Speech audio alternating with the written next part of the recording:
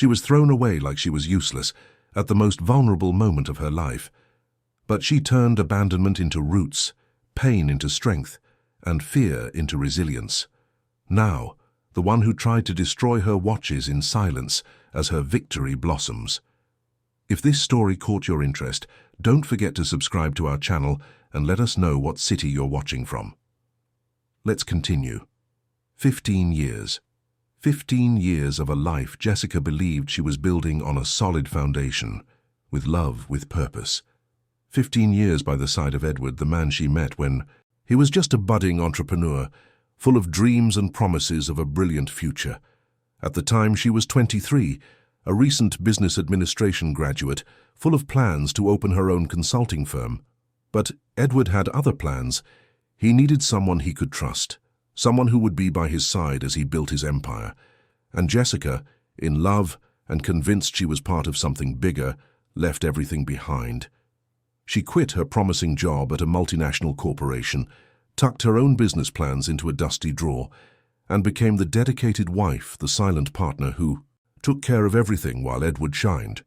She organized dinners with investors, reviewed contracts late into the night, kept the house immaculate and their social life active.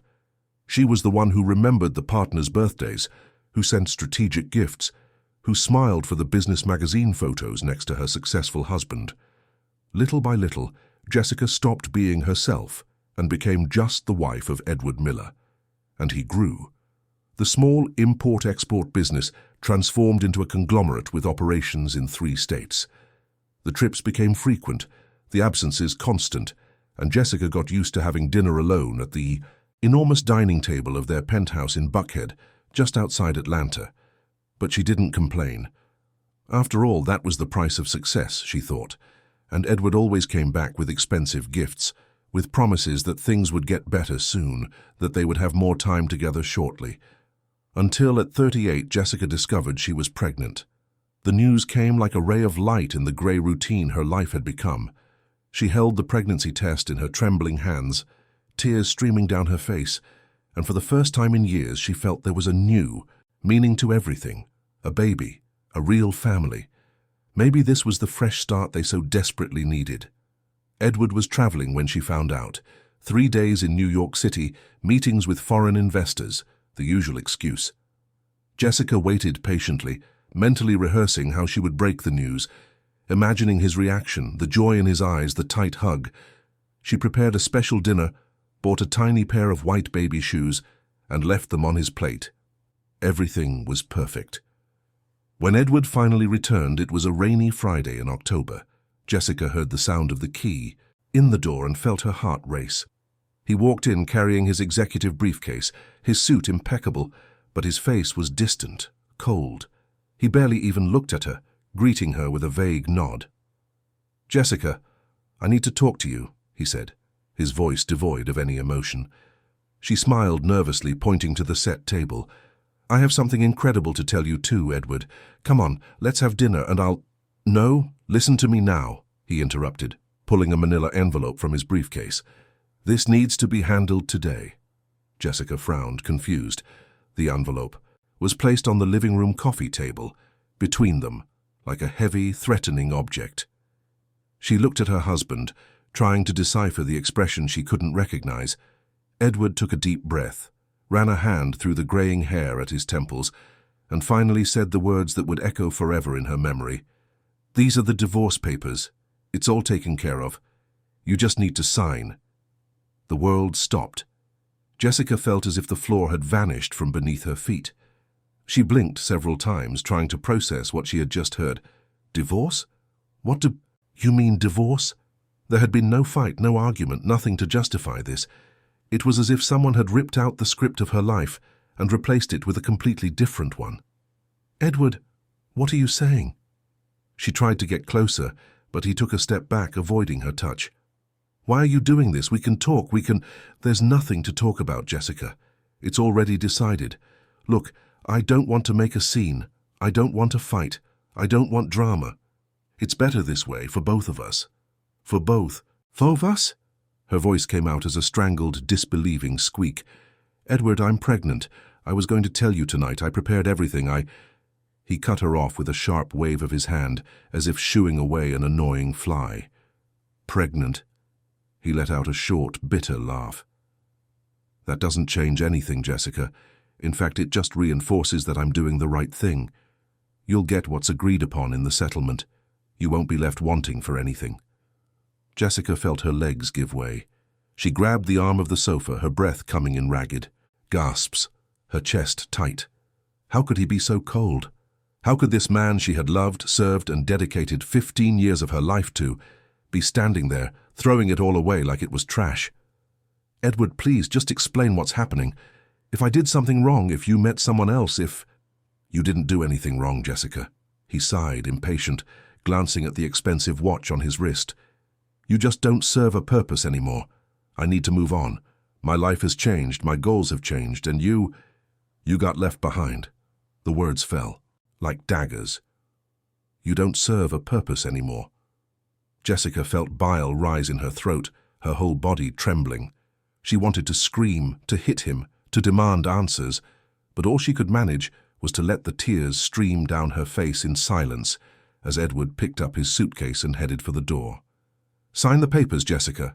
My lawyer will be in touch in the next few days to sort out the details. Oh, and don't try to contact me. It won't do any good. And then he left. Just like that. Without a hug, without an apology, without even a glance back. Jessica stood there, frozen in the middle of the empty living room, listening to the echo of her own sobs, the tiny baby shoe still clutched in her hand. The days that followed were a blur of pain, confusion, and humiliation. Jessica could barely get out of bed, barely eat. The pregnancy, which should have been a time of joy, became a constant reminder of her abandonment. She tried calling Edward dozens of times, but he blocked her number. She tried going to his office, but security wouldn't let her up. She no longer existed to him. Edward's lawyer showed up a week later, a serious man in a grey suit who spoke with professional coldness about the division of assets, alimony, and out-of-court settlements. Jessica discovered, stunned, that everything she thought was hers actually wasn't. The penthouse was in the name of an offshore company, the cars the same. The joint bank accounts had been emptied weeks before, the money transferred to tax havens. Edward had planned everything meticulously, shielding his assets so that Jessica would be entitled to practically nothing. But how? How did he do this? Jessica asked, her voice hoarse. I signed documents, I was part of decisions, Mrs. Miller, the lawyer interrupted, adjusting his thin glasses. Everything you signed was carefully structured to protect Mr. Miller's business interests. Unfortunately, from a legal standpoint, you are not entitled to a share in the companies, as you were never a partner. And the personal assets are all registered under legal structures that make them inaccessible in a separation. So I'm left with nothing? Jessica felt revolt welling up inside her. 15 years of my life, 15 years taking care of everything for him, and I'm left with nothing? Not exactly. The lawyer opened a folder and pulled out a document with photos attached. Mr. Miller has decided, out of generosity, to transfer ownership of a farm located in a rural area near the Alabama border to you. It's 300 acres of land. It's all registered in your name. Jessica took the photos with trembling hands. The property was desolate. The main house looked like it was falling apart, with broken roof tiles, peeling paint, and windows without glass. The surrounding land was a grey, cracked expanse without a single tree, without a sign of life. It looked like an apocalyptic landscape. This is a joke, right? Jessica looked at the lawyer, incredulous. He wants to give me a piece of land that's worthless. The property has real estate value, ma'am, and it's free of liens. It's a fair offer, considering the circumstances. Fair? Jessica felt her anger explode. 15 years is worth this? An abandoned farm in the middle of nowhere? The lawyer closed his folder with a tired sigh. You can refuse and try to fight it in court, but I advise you to accept. Mr. Miller's legal structures are solid. You would spend years and a lot of money on lawyers with no guarantee of winning. And frankly, you're pregnant and without resources. Take the farm, sell it if you can, and move on. Jessica had no choice. She knew it. With no money, no support, Not even a place to live, since the penthouse belonged to Edward. She needed something, anything. So, with a broken heart and shattered dignity, she signed the papers. 2 weeks later, Jessica was driving an old van borrowed from a distant cousin, heading down a bumpy dirt road toward the farm that was now hers. Her 5-month belly was already starting to show under her loose-fitting shirt.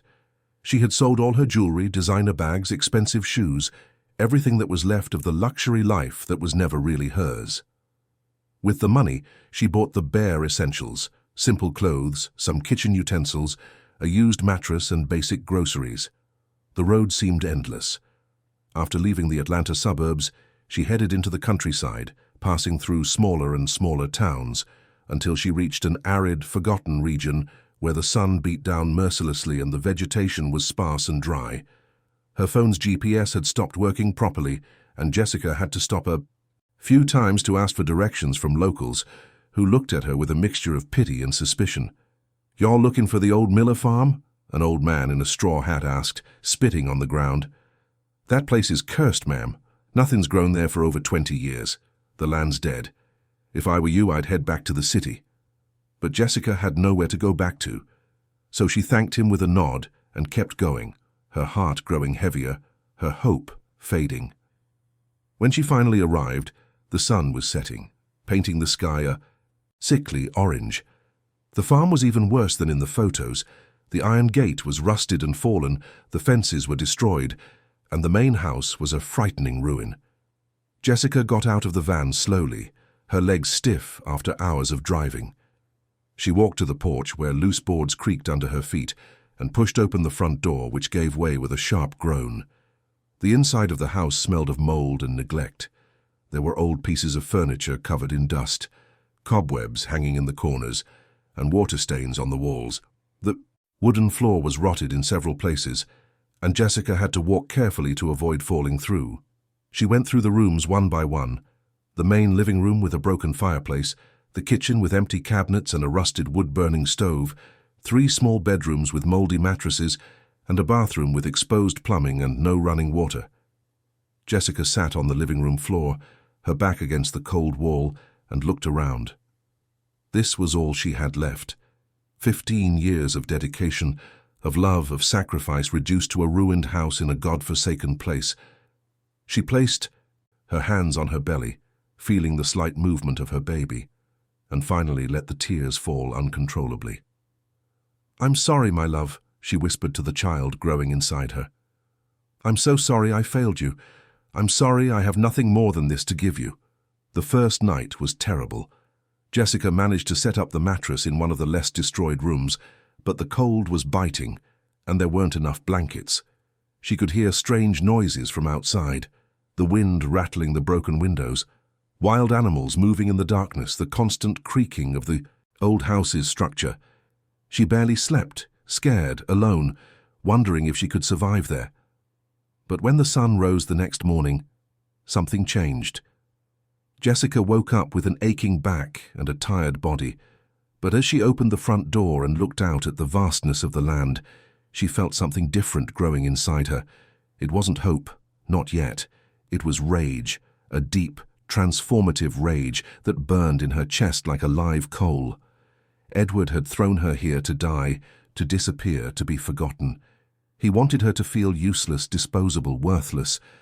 But as Jessica looked at that dead, grey, cracked land, she made a decision. She wasn't going to disappear. She wasn't going to give up.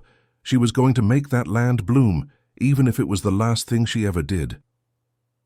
Jessica walked to the center of the property, where the soil was driest and most cracked, and knelt, touching the earth with her hands. The texture was strange, almost sandy, and there was a faint chemical smell in the air. She knew nothing about farming, but she knew something was very wrong here. Still, she decided this would be her project, her silent revenge, her proof that she was worth more than anyone had ever imagined. In the following days, Jessica began to explore the property more carefully. There was an old cistern behind the house, but the water inside was putrid, dark, and foul-smelling. There was a semi-destroyed barn that must have once been used for storing tools, but now it was empty and infested with rats. And there was the land, that endless dead land, that seemed to mock her with every step. It was on the third day that Jessica met Martha. The elderly woman appeared at the farm at dusk, walking slowly down the dirt road, leaning on a wooden cane. She had white hair tied in a bun, deep wrinkles on her sun-weathered face, and kind eyes that shone with an ancient wisdom. "You're the new lady at the farm, aren't you?" Martha asked, stopping at the gate. "I'm your neighbor. I live just over that hill. Brought you a few things." Jessica, surprised and moved, helped the woman inside. Martha carried a basket with homemade bread, fruit, eggs, and a bottle of clean water. The two sat on the ruined porch, and, for the first time in weeks, Jessica felt a bit of human warmth. "This place has a bad history, child," Martha said, looking at the land around them. "Nothing's grown here for over 20 years. They say it's cursed, that someone did wrong by this land, and it never recovered. They've tried planting everything, corn, beans, even grass, nothing takes." Jessica looked down at her belly, feeling the baby move. "And yet here I am. I have nowhere else to go, Martha. This is the only place I have left in the world." The old woman placed her wrinkled hand over Jessica's, squeezing it firmly. "Then you're going to have to be stronger than this land, child. You're going to have to be stubborn, fierce, and not give up. Because if there's one thing I've learned in life, it's that the earth always gives back to those who care for it with respect. But first you need to find out what they did to it." Those words echoed in Jessica's mind for days. What did they do to this land? Why did nothing grow? And more importantly, who benefited from this curse? That's when the first threat arrived. A week after Jessica settled in, a process server showed up at her door carrying a formal notice. The language was technical, full of complicated legal terms, but the message was clear: an eviction notice. According to the documents, the farm had been put up as collateral for an unpaid loan by a company called Green Valley Agriculture, LLC. The debt had been overdue for months, and now the company was demanding the property back. Jessica had 15 days to vacate. She read and reread the notice, trying to understand. Collateral for a loan. Edward had never mentioned anything like that. And who was this company? Jessica had never heard of Green Valley Agriculture. Desperate, she sought help. She had no money to hire a private attorney, so she went to the courthouse in the nearest town, a small county seat, and asked for legal aid. It was there that she ran into Henry again. Henry Taylor was a newly minted lawyer when Jessica had met him years ago, back in the Atlanta area. At the time, he was going through a rough patch, on the verge of quitting the profession after losing a major case that left him emotionally shattered. Jessica, who was part of a volunteer group at her church, had taken him under her wing, talked to him for hours, and helped him regain his confidence. Henry never forgot that kindness. "Jessica?" Henry stood up from his chair when he saw her walk into the small legal aid office. "My God, what are you doing here?" She told him everything: the divorce, the abandonment, the pregnancy, the farm, the eviction notice. Henry listened in silence, his face growing more and more serious, his eyes shining with indignation. "This isn't right, Jessica. There's something very wrong with this whole story. Let me look into these documents. I'll represent you pro bono. It's the least I can do after everything you did for me." And just like that, Jessica gained an ally. Henry started digging deep into the farm's records, the financial transactions, the origins of Green Valley Agriculture. And what he discovered over the next few days was far worse than anyone could have imagined. Night fell on the farm once more, and Jessica lay on the old mattress, her hand on her belly, feeling the baby kick. She looked out the broken window at the starry sky that seemed infinite, and whispered to herself, "I'm going to beat this. I'm going to find out the truth, and I'm going to make this land bloom, even if it's the last thing I do." And there, in that forgotten ruin, began the story of a woman who refused to die in silence. Henry Taylor wasn't the type to give up easily. When he took a case, he went all the way, digging through every document, every record, every comma that could make a difference. And Jessica's case had all the makings of one of the dirtiest he had ever seen. Sitting in his small makeshift office in the county courthouse, Henry spent 3 whole days analyzing the farm's documents. He requested updated deeds from the county clerk's office, investigated the business registration of Green Valley Agriculture, tracked EINs, searched for previous lawsuits, and checked old contracts, and the more he dug, the more the story stank. Green Valley Agriculture, LLC had been formed just 6 months before Jessica's divorce.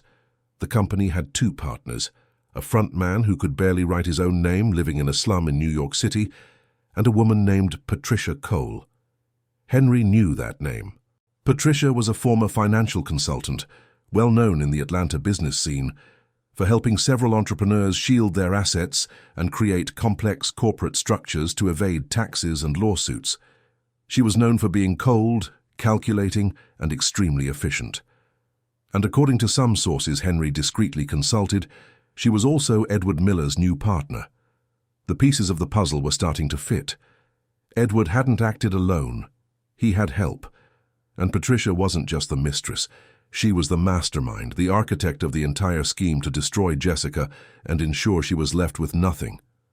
Henry kept digging. He discovered that the farm had been registered in Jessica's name just 2 months before the divorce, but at the same time, a mortgage was placed on the property, using a supposed loan from Green Valley Agriculture. Except the loan never existed. There was no invoice, no proof of a wire transfer, nothing to prove that any money had actually changed hands. It was all fake, a well-orchestrated document fraud. But there was more. Henry found that, over the last 5 years, the farm had been the target of several anonymous complaints to the state's Environmental Protection Agency. The complaints alleged the illegal use of banned pesticides, soil contamination, and illegal disposal of chemical products. The inspections never happened due to a lack of resources and priority, but the records were there, staining the property's history. And all the complaints had been filed by companies linked to Patricia. That's when Henry understood the full plan. Patricia and Edward had intentionally contaminated the farm to make it worthless. Then, they transferred the property to Jessica as part of the divorce settlement, making it seem like they were being generous.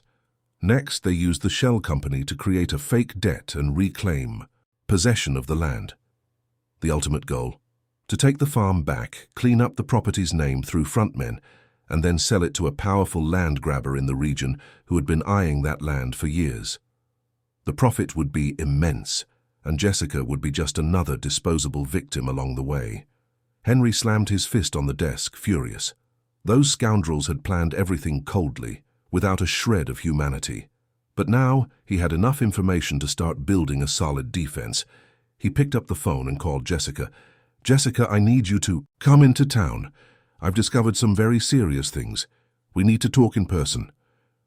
Jessica arrived the next day, her belly now prominent under the simple dress she wore. Her eyes were sunken with deep, dark circles, and Henry realized she wasn't sleeping well. She sat in the chair across from his desk, her trembling hands clutching a bottle of water. "It's worse than we thought, Jessica," Henry began, pushing a stack of documents toward her. "Your ex-husband and this woman, Patricia Cole, set the whole thing up. They contaminated the farm on purpose, created a shell company, forged a debt that never existed, all to take the property back and sell it for a lot of money." Jessica leafed through the papers, trying to process it all. But why? Why go through all that? If he didn't want to give me anything, he could have just kept everything shielded. Why give me the farm just to try and take it back? Henry sighed, running a hand over his tired face. Because he needed to get rid of the farm in a way that couldn't be traced back to him. The property was contaminated, stained with environmental complaints. If he sold it directly, he could be held criminally liable. But if he transferred it to you and then a third-party company took possession due to debt, he'd be in the clear. It's a dirty asset laundering scheme. Jessica felt the rage build inside her, hot and overwhelming. "So he used me as a front. He made me the front for his scheme." "Exactly. And now they want to get you out of the way and finish the plan. But we're not going to let them, Jessica. I'm going to file a legal challenge, attach all these documents proving the fraud, and request a stay of the eviction. It's going to be a tough fight, but we have a real chance." Jessica looked at Henry, her eyes shining with determination. "Then let's fight. I'm not leaving that land, not after everything he's done to me." But the threats began even before the legal challenge was filed. 3 days after her conversation with Henry, Jessica was at the farm trying to clean one of the rooms when she heard the sound of engines approaching. She went out to the porch and her stomach dropped. 3 black SUVs with tinted windows were pulling up in front of the farm's broken gate. The doors opened and 6 men got out, all wearing dark clothes, baseball caps pulled down low, and one of them was clearly carrying something at his waist. Jessica froze. Her heart pounded, and she instinctively placed her hands on her belly as if to protect her baby from the imminent danger. One of the men, the tallest, walked toward the porch with slow, menacing steps. He had a scar on his face and cold eyes that showed no emotion. "You the owner of this property?" the man asked, his voice deep and threatening. Jessica tried to keep her voice steady, but the fear was evident. "I am, and you're trespassing on my land." The man let out a short, humorless laugh. "Your land? Look, lady, you don't get how things work around here yet. This land isn't yours. You've got until the court date to get out, 15 days if I'm not mistaken. After that, anything can happen. Accidents happen, you know. Fences that suddenly fall, fires that start on their own, people who get hurt by accident." Jessica felt her blood run cold. She was alone, isolated, with no one around to help. These men could do whatever they wanted to her and no one would ever know, but then, coming from the hill next door, a small but resolute figure appeared. Martha came walking slowly, leaning on her cane, but carrying something that made the men instinctively back away, an old rusty shotgun that still worked. The elderly woman stood beside Jessica, pointing the gun toward the ground, but making it clear she knew how to use it if necessary. "This young lady ain't alone here," Martha said, her voice firm and fearless, "and you're on private property. Get out now before I decide to call the sheriff, or worse, before I decide to use this." The man with the scar looked at the old woman, assessing the situation. He knew that shooting an elderly woman could bring worse consequences than they were willing to face at that moment. So he took a step back, but before leaving, he spat on the ground and pointed a finger at Jessica. "You've been warned. 15 days. After that, we'll be back. And next time, no little old lady is going to be able to help you." The SUVs started their engines and drove off in a cloud of dust, leaving behind a trail of fear and tension. Jessica collapsed onto the porch floor, her legs giving out, her body shaking uncontrollably. Martha put the shotgun away and sat beside her, putting an arm around the young woman's shoulders. "Easy now, child. They won't be back any time soon. They're cowards. They only know how to threaten someone who's alone. But you're not alone. I'm here, and we're going to face this together." Jessica hugged the old woman, tears streaming freely. "Thank you, Martha. If it weren't for you—" "Shh, no need to thank me. In this life we have to protect each other, especially when the powerful decide to crush the weak. But you listen to me, good. You need to find out what's wrong with this land. Why nothing grows here, because when you find that out, you'll have the weapon you need to defend yourself." Martha's words echoed in Jessica's mind. Find out what's wrong with the land. But how? She knew nothing about agriculture, soil, or chemistry. She needed expert help. And that's when Martha suggested the name Walter Johnson. Mr. Johnson was a retired agricultural technician who lived on a small homestead nearby. He was in his 60s with white hair and a lifetime of experience working with the region's soils. Martha said he was a good, honest man and would probably agree to help if he knew Jessica's situation. The next day, Jessica took the old van to Mr. Johnson's place. It was small but well kept, with organized vegetable gardens, fruit trees, and chickens scratching freely in the yard. Mr. Johnson was watering a bed of tomatoes when Jessica arrived.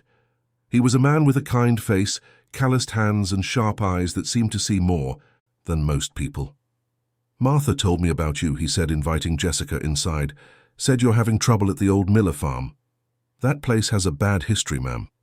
I worked there many years ago when the land was still good, but something happened, and it died. Literally died." Jessica told him everything: the divorce, the conspiracy, the threats, the suspicion that the land was intentionally contaminated. Mr. Johnson listened in silence, shaking his head from time to time, his face growing more and more serious. "If it's what I think it is, this is a serious environmental crime," he said finally. "Take me there. I'll collect some soil samples and analyze them. If someone contaminated that land on purpose, I'll find out." That same afternoon, Mr. Johnson went to the farm with a soil collection kit.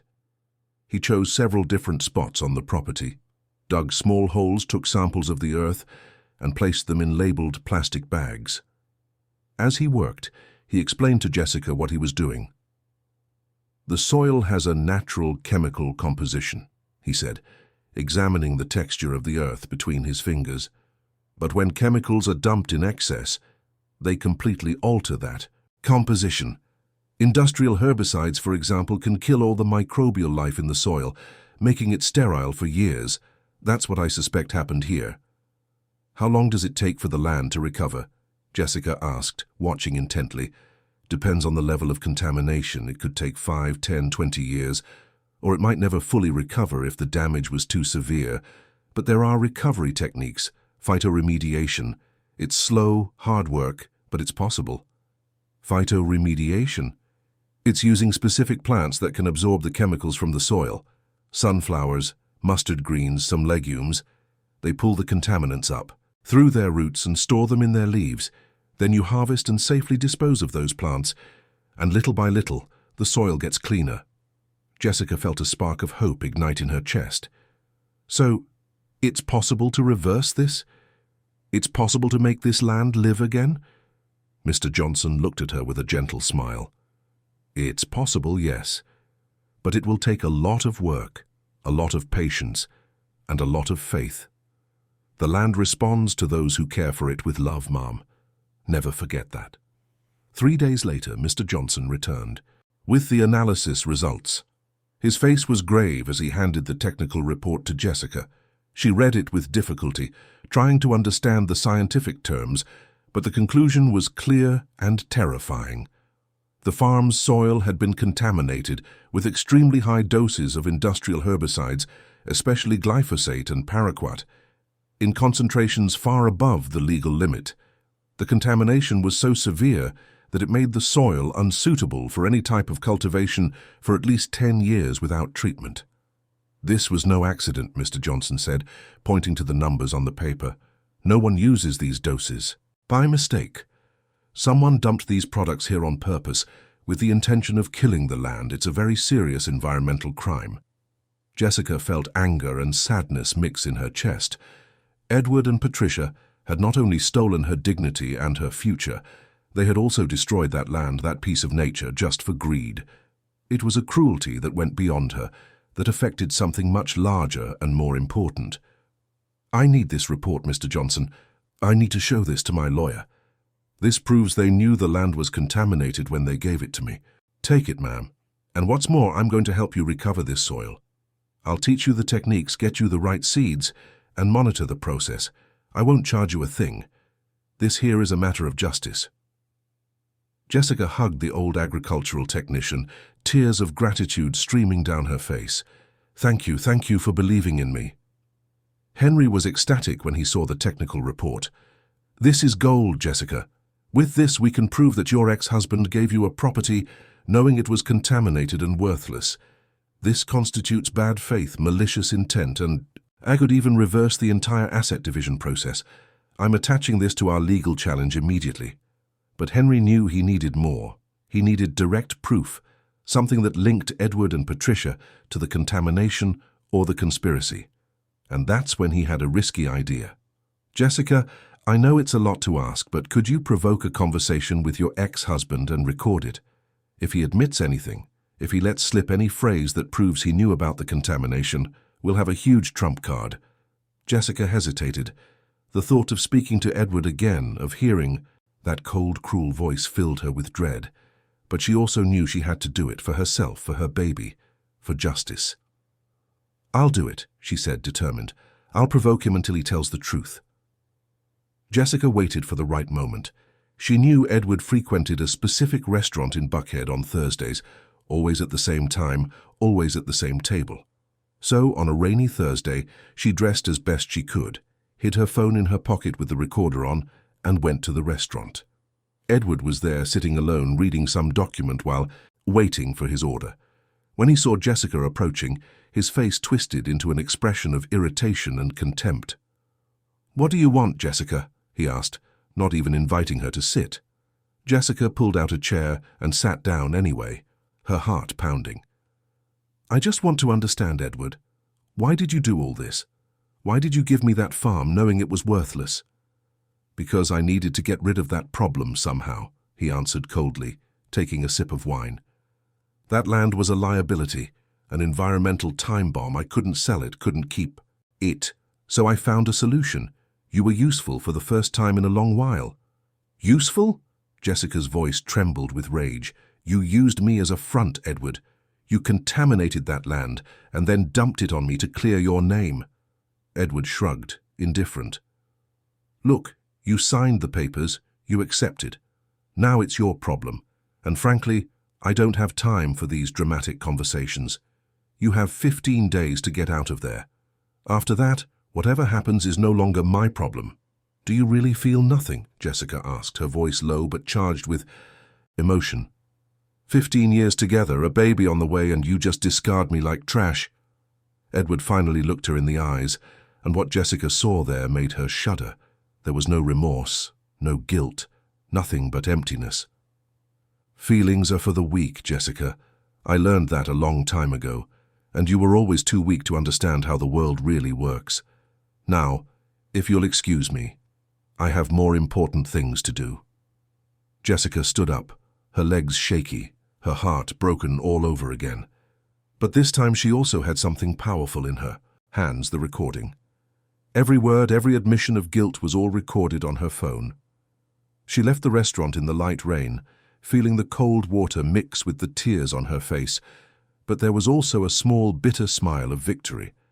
She had the proof she needed. Henry nearly jumped for joy when he heard the recording. "This is perfect, Jessica. With this and the technical report, we have a solid case. I'll file everything tomorrow and request not only a stay of the eviction, but also a formal investigation into your ex-husband and this Patricia woman for environmental crimes and fraud." The legal challenge was filed 2 days before the eviction hearing. Henry attached Mr. Johnson's technical report, the recording of the conversation with Edward, and a 30-page petition detailing the entire conspiracy, with documents proving the links between Edward, Patricia, and the shell company, Green Valley Agriculture. Meanwhile, Jessica didn't just wait around. She decided that despite all the legal uncertainty, she was going to start treating the land. With Mr. Johnson's help, she bought seeds for sunflowers and mustard greens, plants he said were the best for absorbing the soil's contaminants. Martha helped her prepare small garden beds, and together they planted the first seeds. It was hard, exhausting work. Jessica, with her 6-month belly already heavy, dug into the earth under the scorching sun, her back aching, her hands calloused, sweat dripping down her face. But every seed she placed in the ground was also an act of resistance, a silent declaration that she would not give up. And then something small, but miraculous, happened. 10 days after planting, the first green sprouts began to break through the grey earth. Jessica saw them and cried. They were just tiny green dots, fragile and delicate, but they were life. Life emerging from a land that everyone said was dead. Martha held Jessica's hand, smiling with tear-filled eyes. "You're waking it up, child. You're bringing this land back to life." Alongside treating the soil, Jessica decided to try growing something she could sell. Mr. Johnson suggested she build raised garden beds with soil brought in from elsewhere, so she could plant organic vegetables while the main soil recovered. With Martha's help, she got some old pallets, built makeshift beds, and filled them with good soil bought in town. There, Jessica planted lettuce, arugula, cilantro, and cherry tomatoes. She watered them every day with water Martha brought from her property, talked to the little plants as if they were her friends, and cared for each leaf with obsessive affection. And the plants responded. In 4 weeks, the first heads of lettuce were ready to be harvested. Jessica harvested 12 heads of lettuce, washed them carefully, packed them in plastic bags, and took them to sell at the farmer's market in the nearest town. It was Saturday morning, and the market was bustling. Jessica set up a makeshift stall with a folding table and an old tarp, and displayed her produce. At first, people walked by without paying attention, but then an elderly woman stopped, picked up a head of lettuce, examined the crisp green leaves, and asked the price. $3 a head, Jessica replied, trying to hide her nervousness. The woman bought 2. Then another customer came, and another. By the end of the morning, Jessica had sold everything. 12 heads of lettuce, $36. For someone who had nothing, that $36 was the whole world. It was proof that she could survive, that she could build something from scratch. Jessica returned to the farm with the money in her hands and a smile on her face she hadn't felt in months. She bought more seeds, more soil, more materials to expand the beds, and each week her production grew a little more. The eviction hearing was scheduled for a Monday. Jessica woke up that day with her stomach in knots. She put on the most formal outfit she had, a navy blue dress that was already tight on her belly, and drove to the courthouse with Henry. When they arrived, Edward was already there, accompanied by 2 lawyers in expensive suits. He looked at Jessica with contempt but said nothing. Patricia hadn't shown up, which Henry took as a sign of weakness. The hearing began. The lawyer for Green Valley Agriculture presented the documents for the supposed debt, demanded the eviction, and claimed that Jessica was illegally occupying a property that belonged to the company. It was all very technical, very cold, very rehearsed. Then it was Henry's turn. He stood up, walked to the front of the room, and began to dismantle their case, piece by piece. He presented the technical report proving the intentional contamination of the soil. He presented the documents showing that Green Valley Agriculture was controlled by Edward and Patricia. And then, the final blow, he played the recording of the conversation in the restaurant. Edward's voice echoed through the courtroom. "That land was a liability. I needed to get rid of it somehow. You were useful for the first time." The silence that followed was absolute. The judge, a middle-aged man with a serious expression, looked at Edward with clear disapproval. The company's lawyers exchanged uneasy glances. "This is inadmissible," the judge said, banging his gavel. "It is more than clear that there was bad faith in this transaction.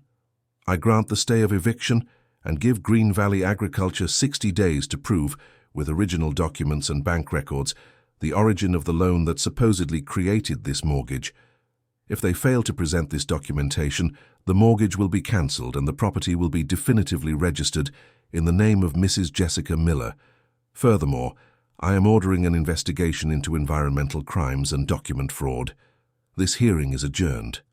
Jessica could hardly believe it. She had won, at least this battle. Edward left the courtroom without looking at her, his face red with anger. Henry hugged Jessica, both of them celebrating a victory that had seemed impossible just a few weeks ago. 60 days, Henry said, smiling. "They won't be able to prove anything, because nothing exists. The farm is going to be yours, Jessica, for real this time." And so on that rainy November day, Jessica walked out of the courthouse with her head held high, her hand on her belly where her baby was growing, and the certainty that the hardest fight was just beginning, but that she was ready to face whatever came next. The 60 days following the hearing were the most transformative of Jessica's life. She had gained time, she had gained hope, and most importantly, she had discovered something within herself she never knew existed: the ability to rebuild, to create, to make something beautiful grow from nothing. The farm was changing, slowly but visibly. The sunflowers planted for phytoremediation had grown tall and strong, their huge yellow flowers turning towards the sun as if celebrating their own existence. Mr. Johnson explained that these plants were absorbing the contaminants from the soil through their roots, accumulating the toxic chemicals in their structures. Within a few months, they would be harvested and properly disposed of, and the soil would be a little cleaner, a little more alive. While the land healed, Jessica expanded the raised beds. What started as 12 heads of lettuce was now over 50. She planted arugula, lettuce, cilantro, chives, cherry tomatoes, bell peppers, and even some aromatic herbs like basil and mint. Martha had become her work partner, waking up early every day to help water, weed, and harvest. The 2 women, separated by decades but united by the same determination, worked side by side under the relentless Georgia sun. Jessica's belly was big now, at 7 months pregnant. There were days when her back ached so much she could barely stand up, but she didn't stop. She couldn't stop. Each little plant, was a symbol of resistance, each harvested vegetable a small victory against Edward, against Patricia, against everyone who thought she was worthless. Sales at the farmer's market grew. Jessica became known as the lady from the reclaimed farm, and her story, though she didn't know it yet, was spreading by word of mouth throughout the region. People bought from her not just for the quality of her produce, which was truly exceptional, fresh and organic, but also because they wanted to support her, to be part of her story of overcoming adversity. On one particularly busy Saturday, Jessica sold out her entire week's production in less than 3 hours. $320. She held the money in her hands, her eyes welling up. It was a small amount for someone who had lived for years in a luxury penthouse, but it was everything for someone who had nothing just a few months ago. With that money, she bought cement, lumber and shingles to start renovating the house. It wouldn't be a complete overhaul, not yet, but she could at least make the place safer and more livable before the baby was born. It was around this time that a local journalist showed up at the farm. Her name was Chloe, a young reporter for an independent local news website who had heard about Jessica's story from a customer at the market. Chloe was a woman in her early 30s, with curly hair tied back in a ponytail and eyes bright with journalistic curiosity. "Can I ask you a few questions?" She appeared at the farm on a Thursday afternoon carrying a small camera and a notepad. "I'd like to tell your story. I think people need to know what you're doing here." Jessica hesitated at first. She didn't want exposure, didn't want Edward to find out what she was building and try to sabotage her in some other way. But Martha convinced her. "Let the young lady tell your story, child. People need to know that you can pick yourself up, that you can be reborn even when all seems lost. Your story isn't just yours. It belongs to all the women who were cast aside and refused to die in silence." And so Jessica agreed. Chloe spent the entire day at the farm, filming the garden beds, the growing plants, the house being renovated. She interviewed Jessica, Martha, and even Mr. Johnson, who technically explained the process of recovering the contaminated soil. In the end, Chloe recorded a video of Jessica working in the garden, her large belly under her gardening apron, her hands dirty with soil, her face sweaty but lit by a genuine smile. The video was published a week later with the headline, "The Farm Reborn from the Ashes and the Woman Who Refused to Give Up."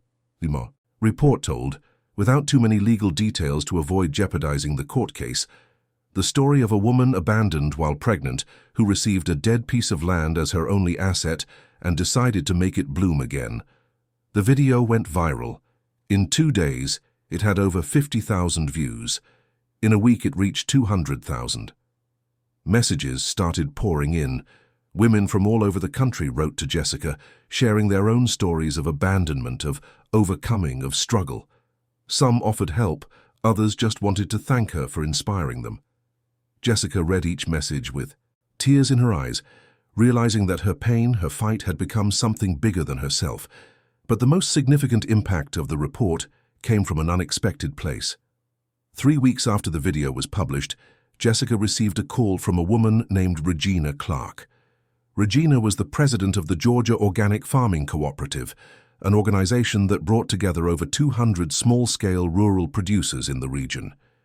She had seen the video and was deeply impressed with Jessica's work. "Hello, Jessica. My name is Regina, and I'd like to make you a proposal. The cooperative is always looking for new producers committed to organic and sustainable agriculture.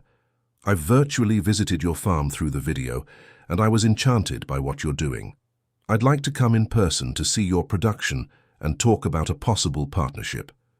Jessica could hardly believe what she was hearing. A cooperative, a real partnership. She scheduled the visit for the following Saturday and spent the entire week anxious, preparing the farm, organizing the garden beds, mentally rehearsing what she would say. Regina arrived promptly at 9 on a sunny Saturday morning. She was a woman of about 50, with short grey hair, practical work clothes, and a warm smile. She brought 2 technicians from the cooperative with her, who immediately began examining the garden beds, the quality of the plants, the makeshift irrigation system, all with a professional and attentive eye. After an hour of careful inspection, Regina sat down with Jessica on the renovated porch of the house. Martha served coffee and cornbread, and the four of them talked at length about agriculture, sustainability, and the future. "Jessica, I'll be direct with you," Regina began, sipping her coffee. "What you're doing here is exceptional. The quality of your vegetables is above the market average, and the story of recovering contaminated soil is something that could serve as a model for other properties in the region. I would like to propose that you become a member of our cooperative." Jessica felt her heart race. "And what does that mean exactly?" "It means you'll have access to certified organic supplies at cost, free specialized technical assistance, regular training, and most importantly, a guaranteed market for your products. The cooperative has fixed contracts with supermarket chains, restaurants, and organic markets in several cities. You would no longer have to worry about selling at the farmers market every Saturday. We would buy your entire production at a fair price, and you could focus solely on producing." "It sounds too good to be true," Jessica said, still skeptical. "What do you want in return?" Regina smiled, understanding. "We just want you to maintain the standards of quality and organic production. The cooperative works with certification, so you would have to follow specific protocols, allow periodic inspections, participate in meetings, and contribute a small percentage of your revenue for the maintenance of the cooperative's structure. Nothing more than that." Jessica looked at Martha, who nodded encouragingly. It was a unique opportunity, a chance to turn her solitary struggle into something sustainable and professional. "I accept," Jessica said, her voice firm. "When do we start?" "Immediately. I'll leave the documents here for you to sign, and next week our technicians will come back to create a plan to expand your production. We'll help you increase the garden beds, improve the irrigation system, diversify your crops. And once the baby is born, if you need help with the manual labor, the cooperative can recommend other members from the region who can work here temporarily." For the first time in months, Jessica felt she was no longer alone. She had allies, she had support, she had a possible future taking shape before her. The following months were filled with intense but rewarding work. With the cooperative's support, Jessica managed to significantly expand her production. 2 young members from the region, John and Michael, were hired to help with the heavier work, especially as Jessica's pregnancy advanced and she could no longer handle the necessary physical exertion. The house was gradually renovated, the roof was fixed, the walls were plastered and painted, an electrical system was installed with solar panels donated by the cooperative, and a well was drilled, finally bringing clean, abundant water to the property. The baby's room was lovingly prepared by Martha, who sewed curtains, set up the simple crib bought at a second-hand store, and even painted a delicate mural of flowers and birds on the wall. Meanwhile, the legal process continued. As expected, Green Valley Agriculture failed to provide any real proof of the origin of the loan that supposedly created the mortgage. The 60 days passed, and Henry filed for the definitive cancellation of the mortgage and the final registration of the property in Jessica's name. The judge granted the request, and the farm finally, legally, unquestionably belonged to her. But the story didn't end there. The environmental crime investigation opened against Edward, and Patricia began to uncover a much larger web of fraud and illegal schemes. The FBI got involved, discovering that Green Valley Agriculture was just one of several shell companies Edward and Patricia used to launder money, commit tax fraud, and perpetrate environmental crimes. The press began to investigate, and scandals started to surface. Edward's empire, which had seemed so solid, began to crumble. Investors pulled their money, partners broke off ties. Accounts were frozen by the court.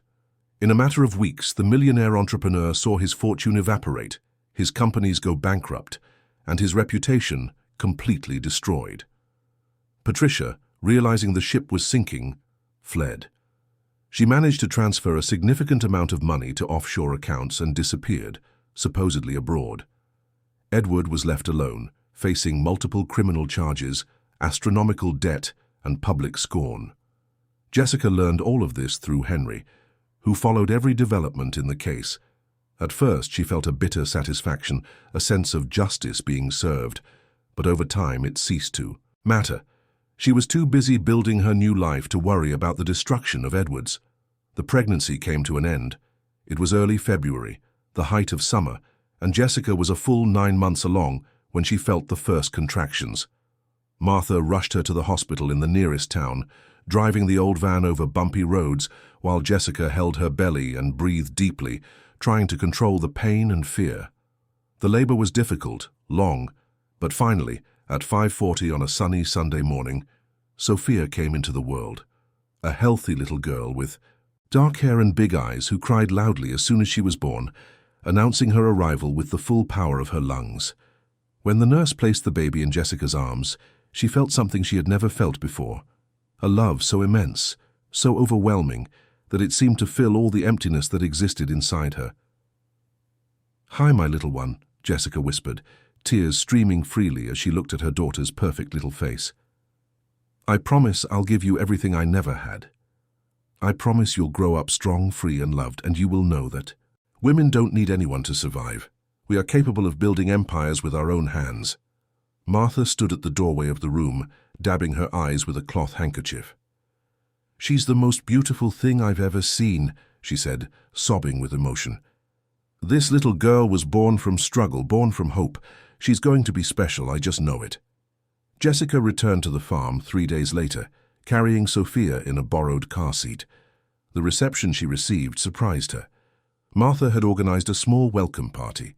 Mr. Johnson was there, Henry, Regina from the cooperative, John and Michael, and even Chloe, the journalist.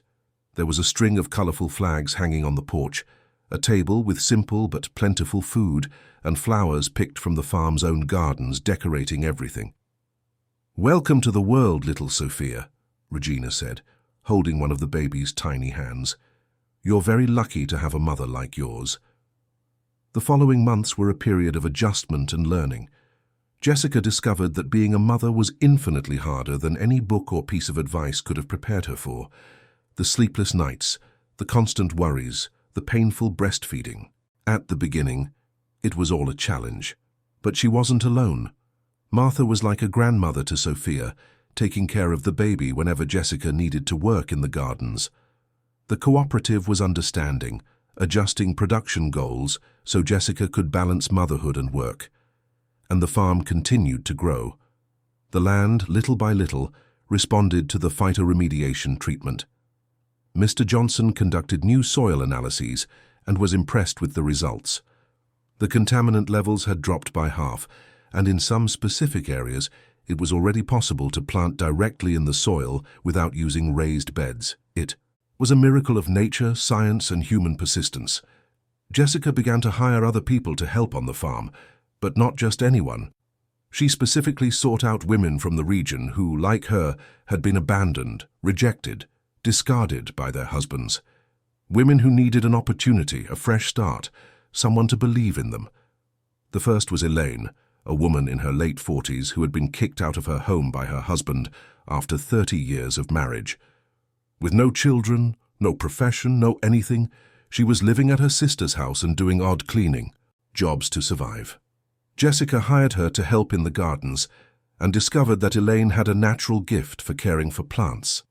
Then came Lucy, a young woman of 25, who had been abandoned by her boyfriend when she got pregnant and kicked out of her home by her conservative parents. She arrived at the farm with a 3-month-old baby in her arms and desperation in her eyes. Jessica welcomed her without hesitation, offered her one of the renovated rooms in the house to live in, and hired her to help in the gardens and take care of Sophia, while the others worked. And so the farm transformed into something more than just an agricultural business. It became a symbol of female empowerment, a place where women broken by life came to rebuild themselves, to regain their dignity, to prove to themselves and the world that they had value. The story spread even further. More reports were made. Television programs got in touch. Invitations to speak at events began to arrive. Jessica, who had always been a private person, accepted some of these invitations. She spoke at small events, in churches, at neighborhood associations, always telling her story with honesty and without filters. She spoke about the pain of abandonment, the desperation of a lonely pregnancy, the humiliation of receiving a dead piece of land as her only asset. But she also spoke about resilience, about the human capacity to be reborn, about the importance of women supporting women, And at every event there was always someone in the audience who cried, who identified, who felt seen for the first time. Jessica received hundreds of messages from women thanking her, saying that her story had given them the courage to leave abusive relationships, to start over, to believe that it was possible to be happy alone. It was at one of these talks, in a small community center in a neighboring town, that Jessica spoke the words that would become her motto. "They tried to bury me, but they didn't know I was a seed, and now I bloom, stronger than ever." The phrase became a catchphrase, shared on social media, printed on T-shirts, quoted in other contexts. Jessica had unintentionally become a public figure, a symbol of female resistance. Meanwhile, the farm's production reached impressive levels. In its first full year of operation, the property produced over 3 tons of certified organic vegetables. The cooperative was satisfied, payments were regular and fair, and Jessica finally had financial stability. She wasn't rich, but she had enough to live with dignity, to raise Sophia in safety, and to continue expanding the business. The house had been completely renovated. It wasn't luxurious, but it was cozy, functional, and full of life. There was a backyard where Sophia, now a year and a half old, played under the shade of a mango tree Jessica had planted.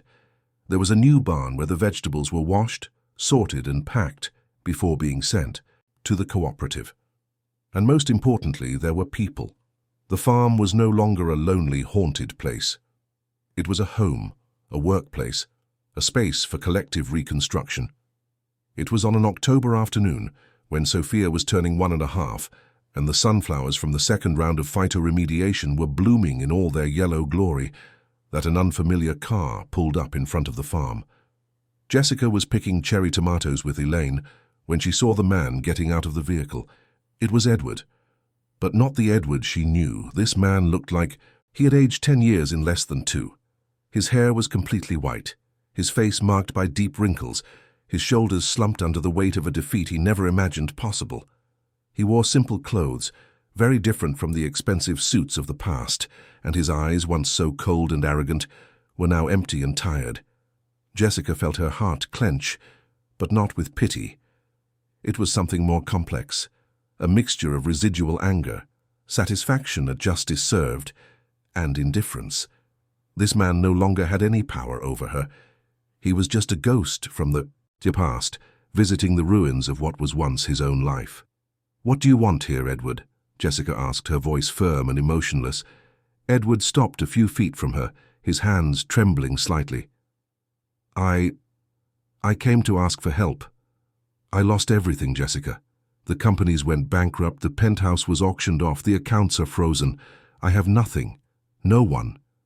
Patricia ran off and left me with all the debts and lawsuits. I'm living in a rented room, working odd jobs. I don't know what to do anymore. Jessica looked at him in silence for a long moment. Part of her wanted to laugh at the irony, at the complete reversal of fate. The man who had discarded her like trash was now begging for help, but she didn't laugh. She just felt a profound indifference. "Do you remember what you said to me the day you asked for a divorce?" Jessica asked, crossing her arms. "You said I didn't serve a purpose anymore, that you needed to move on because I had been left behind." Edward hung his head, ashamed. "I know, I was a monster to you. I know I don't deserve anything. But I'm desperate. You're doing well, you've rebuilt your life. Maybe you could give me a job here or lend me some money or—" "No," Jessica interrupted him, her voice low but firm. "I'm not giving you anything, Edward. Not because I'm vengeful or because I want to see you suffer, but because you need to learn to stand on your own just like I had to. You threw me onto a dead piece of land, pregnant and with nothing, expecting me to disappear. But I didn't disappear. I got up, I fought, I turned this dead land into a place full of life. And I did it on my own with the help of good people who came into my life, but without you, without your money, without anything you represent. But Jessica, you left nothing in me but strength," she continued, tears beginning to fall but her voice remaining steady. "You tried to destroy me, but all you managed to do was make me stronger than I ever imagined I could be. And now there's no room for you here. There's no room for your pain, for your regret, for your need for redemption. I've moved on." And you need to do the same on your own. Edward stood there, his shoulders slumped, a look of complete defeat on his face. He opened his mouth as if to say something, but then simply gave up. He turned and walked back to his car, each step heavy and slow. Before getting in, he looked one last time at the farm, at the green garden beds, at the renovated house, at the sunflowers swaying in the wind. And then he drove away, disappearing down the dirt road in a cloud of dust. Jessica stood there for a long time, held by Elaine, who had witnessed everything in silence. Sophia came running out of the house, her short legs moving quickly, and clung to her mother's leg. "Mommy, who was that man?" Jessica picked up her daughter, kissed her forehead and smiled. "He was no one important, my love. Just someone from the past. Come on, let's go pick the tomatoes together. Tonight we'll make homemade sauce for dinner." And so, as the sun began to set, painting the sky in shades of orange and pink, Jessica returned to work with her daughter in her arms, surrounded by the women who had become her family, on a land she had brought back to life with her own hands. The past was behind her, definitively, and the future, for the first time in a long time, seemed bright and full of possibilities. 2 years had passed since that afternoon when Edward showed up at the farm asking for help. 2 years of growth, expansion, and consolidation of a project that began as a desperate act of survival and transformed into a model of sustainable agriculture and female empowerment. Hope Farm, as Jessica had renamed the property, was now recognized throughout the region. The 300 acres that were once a grey, dead expanse now housed not only organic vegetable gardens but also tropical fruit orchards, a medicinal plant area, a small flock of free-range chickens for egg production, and even a community garden where local residents could learn organic farming techniques for free. The main house had been expanded. Where there were once only 3 small bedrooms, there was now a structure that comfortably accommodated Jessica and Sophia, Martha, who had moved in permanently in her final months, Lucy and her son Peter, who was now 3, and Elaine, who had found not just a job, but a true home at the farm. 3 more women had joined the team over those 2 years. Teresa, who fled a violent relationship with her 2 young daughters. Amanda, a 20-year-old rejected by her family for getting pregnant out of wedlock. And Margaret, a 60-year-old woman who lost everything in a financial scam run by her own son. Each of these women had a story of pain, rejection, and struggle. And each of them found at Hope Farm not just a job but a community, a family, a place where they could rebuild themselves without judgment, with support and respect. The farm's production had diversified significantly. In addition to the organic vegetables that remained the core of the business, the property now also produced native bee honey, artisanal jams, dried herbs, ornamental plant seedlings, and even offered courses and workshops on regenerative agriculture and sustainability. The monthly income was stable and sufficient to pay fair wages to all the workers, invest in continuous improvements, and still generate a profit for Jessica. But the most important thing wasn't the money. It was the meaning of it all. Hope Farm had become a living symbol. That it was possible to start over, that women discarded by society could rise up and build something beautiful. That the land, just like people, could heal and flourish again. Sophia was 3.5 now. She was a vibrant, curious girl who spent her days running between the garden beds, helping to water the plants with a small yellow watering can, and playing with Peter and the other children on the farm. She didn't know the full story of her father. She only knew that her mommy had built all of this with hard work and love, and that they were very lucky to live in such a special place. It was on a June morning, when the mild Georgia winter brought a cool, pleasant air, that Henry called Jessica with news she never would have imagined receiving. "Jessica, you need to sit down for this," he said, his voice thick with barely contained emotion. "You've been nominated for the National Award for Innovation in Family Farming. It's one of the most important awards in the country in this field. There are hundreds of projects submitted from all over the US, and yours was selected as one of the 5 finalists." Jessica was speechless for a moment, processing the information. A national award? Her? The woman who just a few years ago couldn't tell a head of lettuce from a bunch of arugula. "Henry, are you sure? It's not a mistake." "I'm absolutely sure. I received the official notification this morning. The ceremony is in Washington, D.C. in 3 weeks. all expenses paid by the organization. You'll present your project to a panel of experts, and then there's the awards ceremony, which will be broadcast live on television. Jessica, you're competing against incredible projects from all over the country. This is huge! Jessica sat down on the porch, her legs weak, her heart racing. She looked around, at the green garden beds, at the women working, at Sophia playing with Peter near the community garden.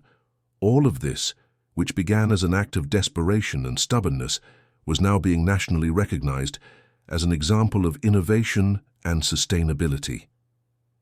"I have to tell the girls," she said, her voice choked with emotion. "This isn't just mine, Henry. It belongs to all of us." And that's exactly what she did. That night, Jessica gathered all the women of the farm in the main living room. Sophia and the other children were put to bed early, and then around the large wooden table they had built themselves, Jessica told them about the award nomination.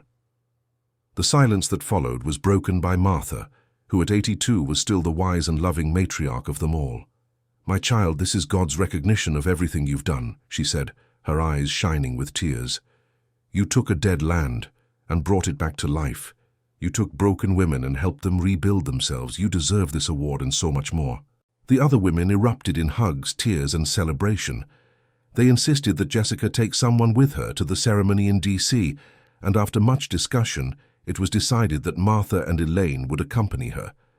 Sophia would stay at the farm under the care of Lucy and the others. The 3 weeks leading up to the trip were a whirlwind of preparation.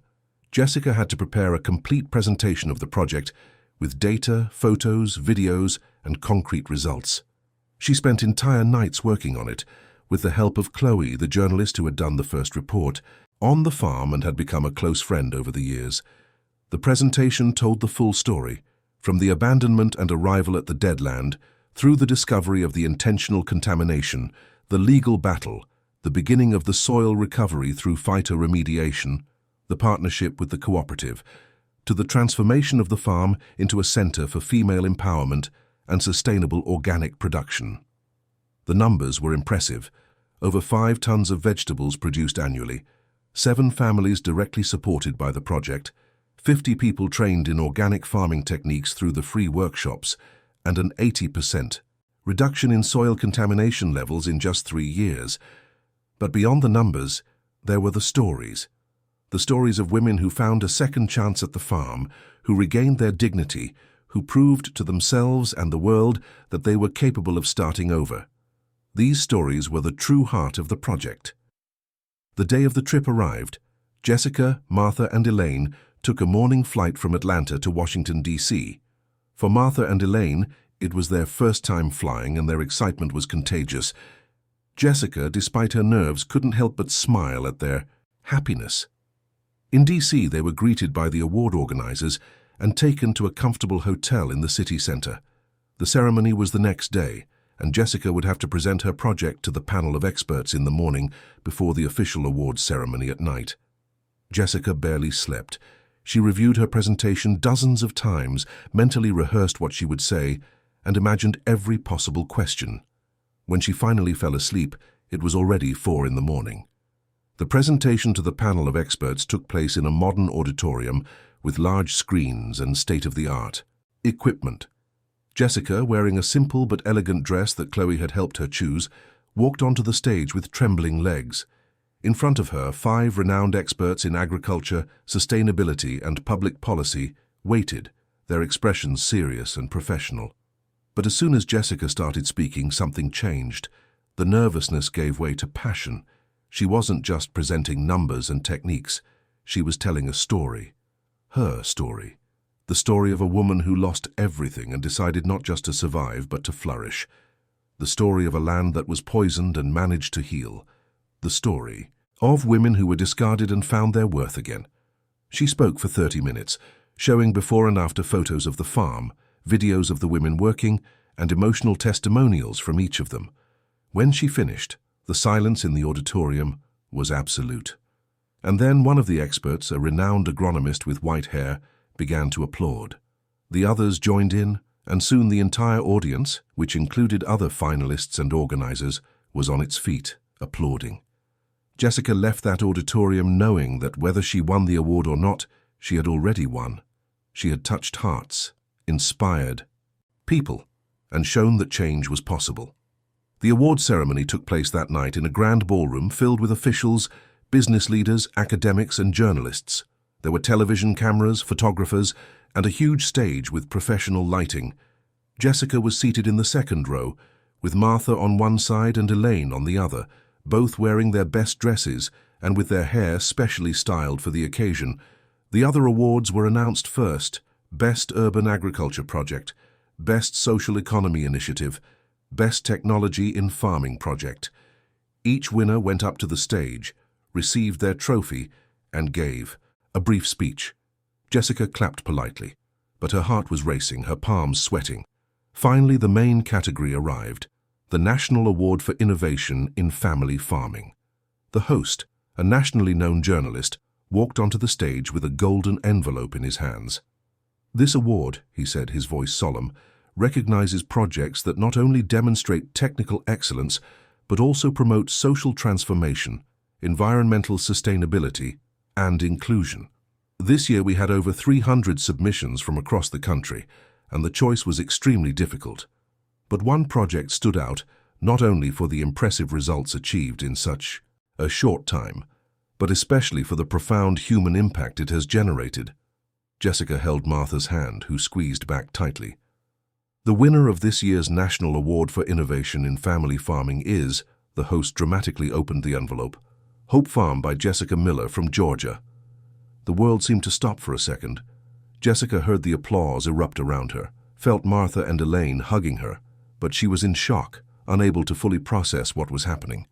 She had won. Among hundreds of projects from all over the country, hers had been chosen as the best. "Go on, my child," Martha gently pushed her. "Go receive what is rightfully yours." Jessica stood up on shaky legs and walked to the stage amidst the applause. The trophy was beautiful, a glass and metal sculpture representing a tree growing from the earth. She held it in her trembling hands, feeling the weight not just of the object but of everything it represented. The host handed her the microphone. Jessica looked out at the audience, at the hundreds of unfamiliar faces, but also at Martha and Elaine, who were on their feet, applauding with tears streaming down their faces. And then, with Sophia in her thoughts and all the women of the farm in her heart, she began to speak. "When I received that farm 4 years ago, it was a dead land. Nothing had grown there for decades. The soil was poisoned. The house was in ruins. I was pregnant, abandoned, with no money, no hope. Many people told me to give up, to accept that there was nothing that could be done. But I decided that if that dead land was all I had left, then I was going to make it live again." Jessica paused, trying to control the emotion that threatened to overflow. "And what I discovered over these years is that land and people are not so different. When you are rejected, when you are poisoned by hurt and humiliation, when everyone tells you that you have no more value, it's very easy to believe that you are truly dead inside. But the truth is that life is stubborn. Life insists on blooming, even in the most adverse conditions, even when all seems lost." The people in the audience were in absolute silence, every word resonating through the hall. This farm was not reborn by a miracle. It was reborn because we worked, because we believed, because we refused to accept the fate they tried to impose on us. And when I say we, I'm not just talking about myself. I'm talking about all the women who found a place to start over at Hope Farm. Women who were abandoned, rejected, discarded by life, but who proved that they are worth so much more than anyone ever imagined. Jessica looked directly at the cameras. "This award is not mine. It belongs to Martha, who at 82 still wakes up at 5 in the morning to water the plants. It belongs to Elaine, who found healing for her wounds in the earth. It belongs to Lucy, to Teresa, to Amanda, to Margaret, and to all the women who transform pain into purpose, despair into hope. This award belongs to all of us." The applause erupted again, louder and more intense than before. Jessica came down from the stage, embraced by Martha and Elaine, the three of them crying, laughing, celebrating together a victory that had seemed impossible not long ago. The impact was immediate. The ceremony was broadcast live on television and online, and Jessica's speech went viral on social media. The next day, hundreds of media outlets wanted to interview her. Invitations to speak, to appear on television shows, to write a book. Everything started pouring in. Hope Farm became nationally known, a symbol of female resistance and resilience. But Jessica didn't let the fame change who she was. She accepted some interviews, some speaking engagements, but always returned to the farm, to the routine of work, to the women who depended on her and whom she loved like family. The award also brought practical benefits. The farm received a significant investment from the federal government to expand the project even further. New barns were built, modern equipment was acquired, more land was reclaimed. Production doubled the following year, and 5 more women were hired. But the most important thing was the legacy. Hope Farm inspired dozens of similar projects in other parts of the country. Women from all over the US wrote to Jessica asking for advice, telling their own stories, creating their own hope farms. A movement had been born, silent but powerful, of women supporting each other, strengthening each other, refusing to disappear. It was on an October afternoon, almost 5 years after, that first terrible night in the ruined farmhouse, that an unknown woman appeared at the gate. She was young, maybe in her early 20s, too thin, with sunken, frightened eyes. She carried an old suitcase in one hand and a baby wrapped in a worn blanket in the other. Jessica was harvesting carrots with Sophia, who at 5 was a dedicated helper, when she saw the young woman standing there, hesitant, as if unsure whether to enter or not. "Can I help you?" Jessica approached, wiping her dirt-covered hands on her apron. The young woman looked at her with eyes full of a mixture of fear and hope. "They told me this is a place to start over, that here there are women who understand what it's like to lose everything and have to get up on your own. I have nowhere to go. My husband kicked me out when he found out the baby wasn't his, but it was. He just never believed me. My family rejected me. I slept at the bus station last night. A lady there told me about the farm, gave me money for the bus, and told me to come find Jessica." Jessica looked at that woman and saw herself 5 years ago. The same pain, the same desperation, the same need to believe that there was still hope. She smiled, took the young woman's free hand, and gently pulled her onto the property. "You're in the right place. What's your name?" "Sarah." "Sarah, welcome to Hope Farm. Here, you're not alone anymore. Here, we support each other, strengthen each other, and rebuild together. Come, I'll introduce you to the other women, show you where you can sleep, and tomorrow we'll talk about how you can start working here if you want. Do you have any experience with farming?" Sarah shook her head, tears beginning to fall. "I don't have experience with anything. I've only ever worked as a housekeeper." "No problem. None of us had experience when we got here. The land teaches you, if you're willing to learn. And more important than experience is the will to start over. Do you have that will?" Sarah clutched the baby to her chest and nodded vigorously. "I do. I want to give my son a better life. I want to prove that I'm capable." "Then you've already taken the first step." Jessica put her arm around the young woman's shoulders. "Come with me." And so, as the sun began to set over Hope Farm, painting the sky in golden and rosy hues, Jessica guided Sarah through the property, showing her the green garden beds, the welcoming house, the other women who waved with warm smiles. Sophia ran ahead, jumping with joy at the idea of having a new baby on the farm. Martha, now 84 and still as strong as an oak, was sitting on the porch shelling peas. When she saw Sarah, she smiled that wise, loving smile that had already welcomed so many broken women. "Another flower for the garden," she said, motioning for the young woman to approach. "Come here, my child. Let me meet this beautiful baby."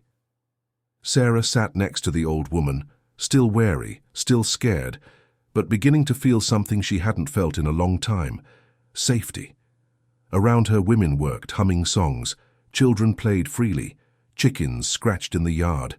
And the land, that land once declared dead, pulsed with life in every garden bed, in every tree, in every flower that insisted on blooming. Jessica stood on the porch for a moment, watching the scene.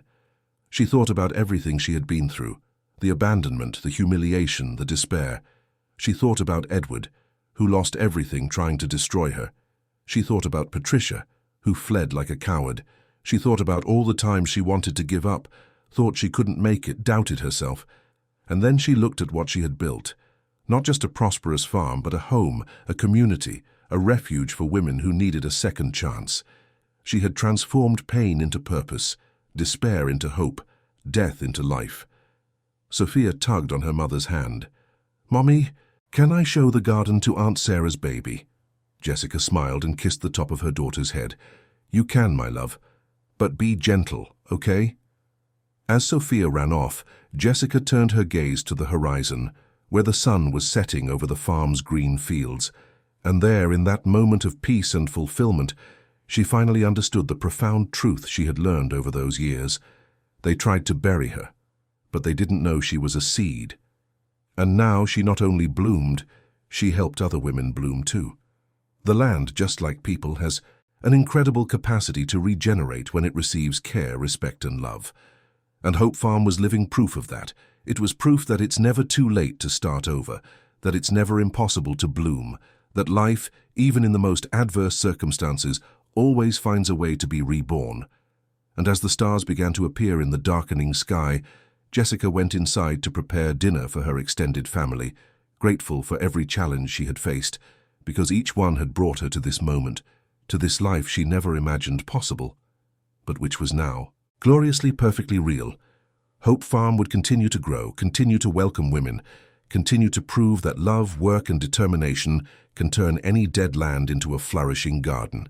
And Jessica, the woman who refused to disappear, would continue to lead this silent but powerful movement of resistance, renewal, and hope.